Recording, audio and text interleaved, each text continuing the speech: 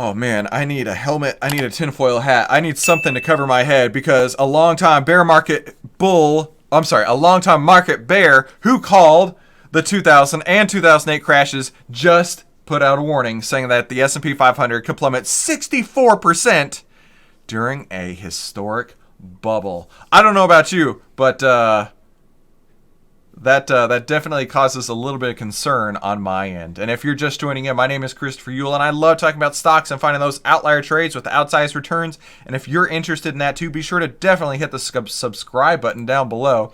Today's episode is sponsored by Outlier.com. Go to OVTLYR.com to find out why outliers win.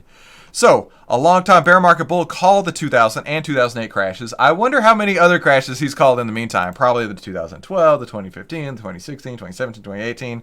And he might have missed the COVID one. But here's the thing, right? People like this, they call these crashes all the freaking time. And no one cares if they get it wrong. They only remember the times where they get it right. So I would imagine that this person is looking for that sort of recognition to forget all the other times I was wrong. It's going to be right now, right? This person is John Hussman, and he's issued a dire warning. The S&P could crash 64% from current levels. The famously bearish investor has said extreme equity valuations and unfavorable market internals will trigger the slide.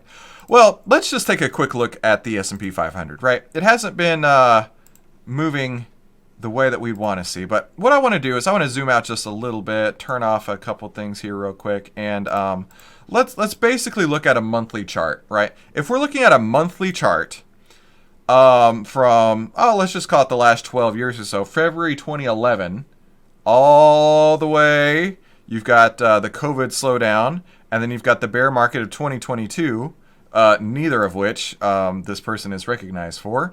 But let's say that you're looking at this. I can only think that somebody who's famously bearish, has been hurting 99% of the time. I'm not bullish. I'm not bearish. I don't care one way or the other. But I can look at a chart and read the trend and say, oh, wait a minute.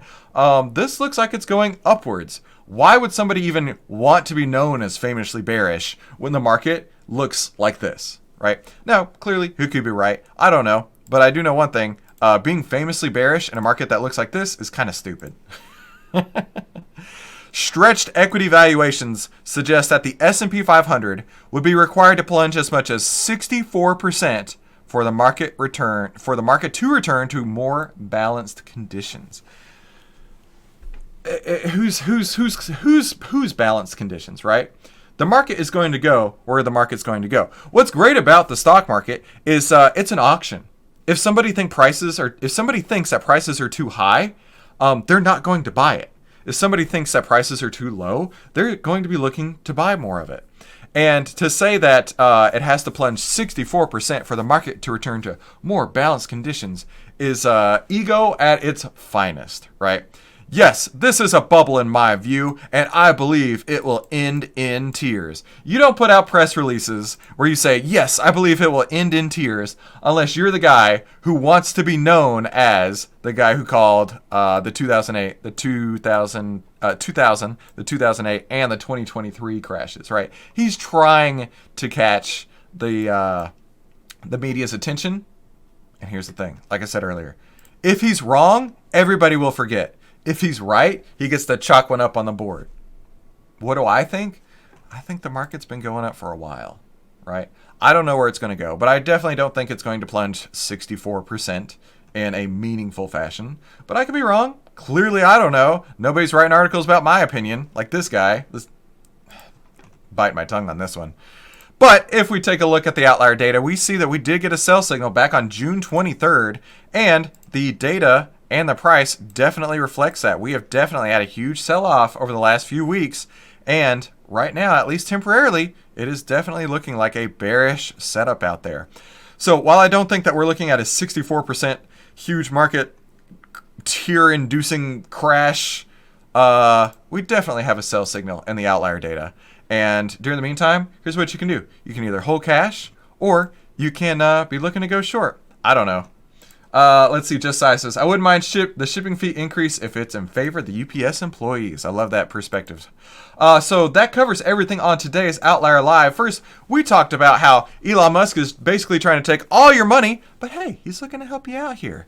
Next, we talked about the 64% market crash that's on the horizon, and I've totally forgotten what the second story is.